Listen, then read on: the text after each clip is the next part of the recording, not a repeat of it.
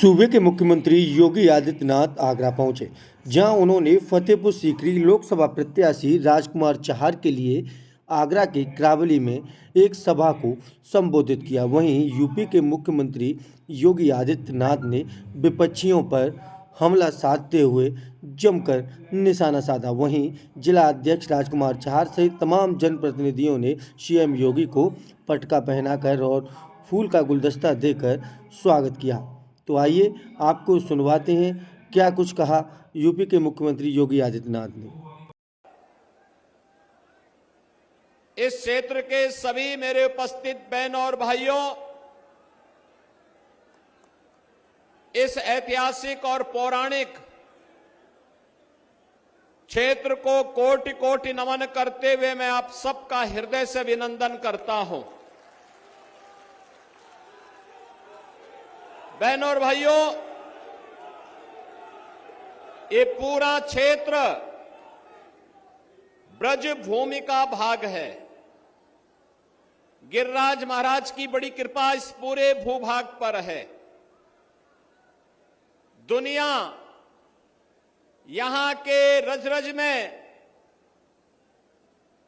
कृष्ण कन्हैया का दर्शन करती है और आपका सौभाग्य है कि इस धरती पर रह करके जीवन यापन करके आप सभी लोग भारत माता की सेवा करने में लगे हैं। और इससे अच्छा उदाहरण क्या हो सकता है? किसी माटी के लाल श्री आरकेएस भदौरिया वायुसेना के अध्यक्ष के बाद अब भारतीय जनता पार्टी के साथ मिलकर के आप सबके लिए कार्य करने के लिए तत्पर हैं। बहनों और भाइयों, ब्रज भूमि का भी अब नंबर आने वाला है।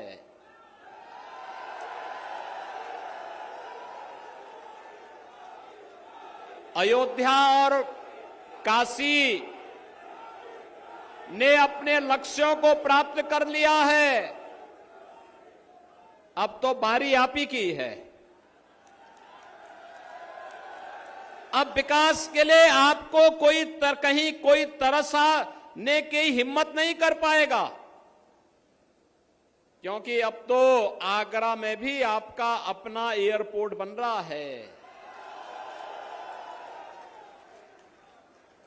आगरा भी गंगा जल का सेवन कर रहा है और हर घर नल की योजना भी लागू हो रही है।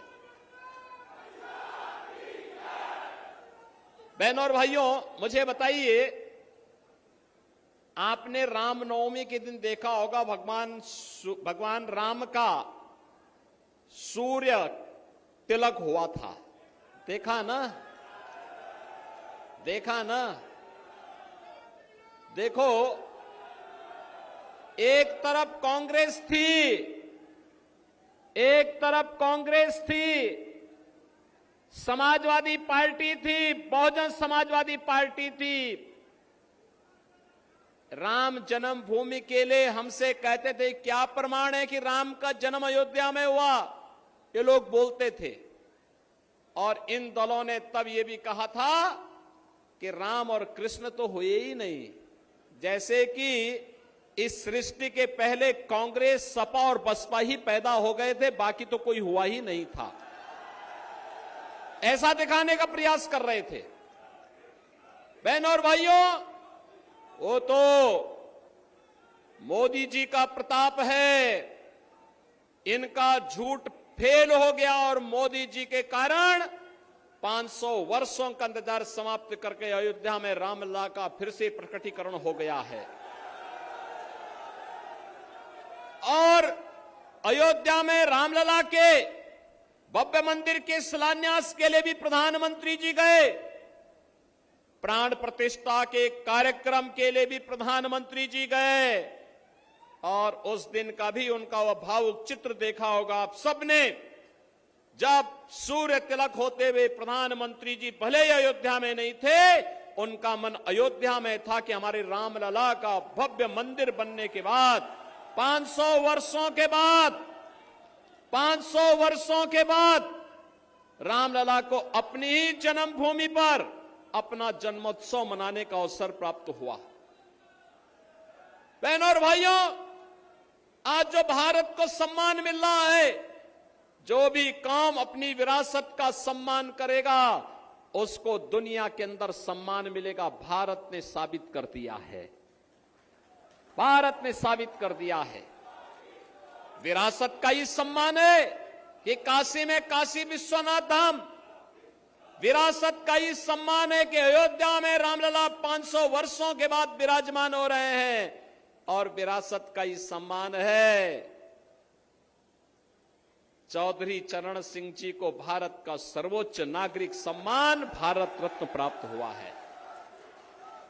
ये सभी मोदी जी के कारण। और बहनों और भाइयों, एक तरफ विरासत का सम्मान, दूसरी तरफ विकास। विकास के भी कार्य ऐसे, highway 4 lane, 6 lane, 12 lane, expressway, airport, defence corridor और हर घर नल की योजना से लेकर के IIT, IIM, medical college, AIIMS जैसे संस्थान बन रहे हैं। गरीब कल्याणकारी योजनाओं की तो कोई सानी ही नहीं। आप सोचो, 1947 में भारत से बड़े दंभ के साथ पाकिस्तान अलग हुआ था। पाकिस्तान की कुल आबादी 23 से 24 करोड़, भारत की आबादी 140 करोड़। भारत के अंदर 80 करोड़ लोग 4 वर्ष से फ्री में राशन की सुविधा का लाभ प्राप्त कर रहे हैं, और पाकिस्तान के अंदर 23 करोड़ जनता भूखों मर रही है, बदहाल है। जितनी पाकिस्तान की आबादी, उससे ज्यादा आबादी को प्रधानमंत्री मोदी जी के नेतृत्व में 10 वर्ष में गरीबी रेखा से ऊपर उठा करके खुशहाल जीवन और स्वावलंबन का जीवन जीने के लिए आगे बढ़ा दिया गया है। बहनों और भाइयों, कांग्रेस के लोग, सपा बसपा के लोग गरीबों के अकाउंट में डकैती डालते थे, इसीलिए जनधन अकाउंट नहीं खोलने देते थे, इसीलिए रसोई गैस के लिए तरसाते थे, इसीलिए किसान आत्महत्या करता था, क्योंकि किसान सम्मान निधि जैसी योजना नहीं थी।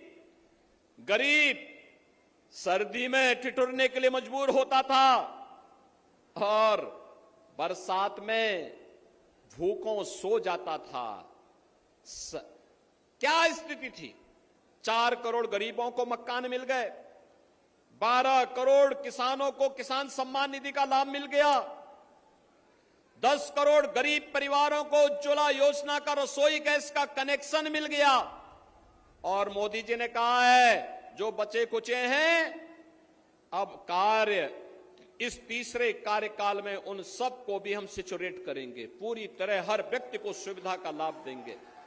आपने देखा होगा, कोई भेद नहीं किसी के साथ, न किसी की जाति, न किसी का मत, न किसी का मजहब, कोई चेहरा, सुविधा सबको, तुष्टीकरण किसी की नहीं। यह भारतीय जनता पार्टी का नारा है, और भारतीय जनता पार्टी इसी मुद्दे को लेकर के सरकार भी बनाती है, और आपसे कहने के लिए भी इसीलिए आई है। हम लोग इसीलिए आए हैं, विरासत और विकास का जो अद्भुत संगम भारतीय जनता पार्टी की सरकार ने मोदी जी के नेतृत्व में प्रस्तुत किया है, दुनिया कौतूहल और आश्चर्य की निगाहों से इसे देख रही है, और इसीलिए आज मैं आपके पास आया हूं आपसे कहने के लिए। बहनों और भाइयों, आज किसानों को जो सुविधाएं प्राप्त हो रही हैं, प्रधानमंत्री कृषि सिंचाई योजना, प्रधानमंत्री किसान बीमा योजना, प्रधानमंत्री किसान सम्मान निधि, इसके पीछे प्रधानमंत्री मोदी जी का नेतृत्व है, उनका मार्गदर्शन है, और पूरे देश के अंदर संगठन के माध्यम से इसको ले जाने का कोई काम कर रहा है। वह काम कर रहे हैं आपके सांसद राजकुमार चाहर, जो आपके लोकप्रिय सांसद हैं, क्योंकि वह किसान मोर्चा के भी राष्ट्रीय अध्यक्ष हैं, और इसीलिए बहन और भाइयों, पूरे देश के अंदर वह कार्यक्रमों में, पार्टी के कार्यक्रमों में किसानों के मुद्दे को लेकर के पूरे देश के अंदर कार्य करते हैं। मैं आज आपके ये अपील करने के लिए आया हूं। आपने सांसद चुना, पूरे देश के लिए काम कर रहा है। आपके लिए तो गौरव के साथ बोलने की आवश्यकता है। हमारा सांसद केवल फतेहपुर सीकरी के लिए नहीं, पूरे देश के किसानों के लिए काम कर रहा है। और इसीलिए मैं आपसे कहने के लिए आया हूं, आपका दायित्व बनता है, आपका दायित्व बनता है। अगर आप विरासत का सम्मान करते हैं तो जिन लोगों ने राम और कृष्ण पर प्रश्न खड़े किए थे, आज उनको वोट के लिए तरसा दीजिए। एक भी वोट नहीं मिलेगा उनको। जिन्होंने विकास की योजनाओं के लिए आपको तरसाया था, जिन्होंने गंगा जल के लिए आपको तरसाया था, उनको वोट के लिए तरसा दीजिए। कह दीजिए भाई नहीं, जब आपको मौका मिला तब तो आपने कुछ किया नहीं। जब मौका मिला, ये माफिया और अपराधी को अपने गले का हार बना करके प्रदेश के व्यापारी और बेटी की सुरक्षा में सेंध लगा रहे थे ये लोग। कांग्रेस और सपा और बसपा, देख रहे हैं सभी लोग माफिया की कब्र में जाकर के फतिया पड़ रहे हैं। इनको बोलो, इनको बोल दीजिए ये चुनाव से अच्छा वक्त नहीं। इनको बोलो कि जाओ, वोट तो कमल निशान को जाएगा। तुम लोगों को 5 साल की छुट्टी दे रहे हैं, फतिया पड़ो खूब। और इसीलिए हम लोग आए हैं आपसे कहने के लिए, बहनों और भाइयों, मोदी जी का तीसरा कार्यकाल भारत को आत्मनिर्भर भारत और विकसित भारत बनाएगा। विकसित भारत के लिए वोट भाजपा को चाहिए। आत्मनिर्भर भारत के लिए भाजपा को वोट चाहिए। हर नौजवान के चेहरे पर खुशहाली लाने के लिए, हर बेटी को सुरक्षा और स्वावलंबन के मार्ग पर आगे बढ़ाने के लिए, भारत को दुनिया की एक ताकत बनाने के लिए भारतीय जनता पार्टी को आपका आशीर्वाद चाहिए, आपका समर्थन चाहिए। और इसके लिए मैं भारतीय जनता पार्टी के सभी जनप्रतिनिधियों से और सभी कार्यकर्ताओं से भी अपील करूंगा। चुनाव प्रत्याशी का नाम राजकुमार चाहर हो सकता है, लेकिन चुनाव तक हर व्यक्ति को राजकुमार चाहर बनना पड़ेगा। बहनों और भाइयों, चुनाव तीसरे चरण में यहां होना है। और तीसरे चरण के चुनाव के लिए अभी से आपको मैं अपील करूंगा, घर घर जाइए। हमारा नारा राष्ट्रवाद का है, जातिवाद का नहीं हो सकता है। जातिवाद के नाम पर बांटने वाले लोग देश को कमजोर करना चाहते हैं। देश को कमजोर करने वाले जो जाति के नाम पर और परिवार के नाम पर सामाजिक ताने बाने को छिन्न भिन्न करना चाहते हैं, ये देश को कमजोर करने वाले लोग हैं। इन लोगों से सावधान रहिए। और मैं फिर आपसे कहूंगा कि माफिया और अपराधी के साथ, देखो अयोध्या में रामलला का भी दर्शन करवा रहे हैं, तो माफिया और अपराधी का राम नाम सत्य है भी करवा रहे हैं। दोनों काम एक साथ चल रहा है।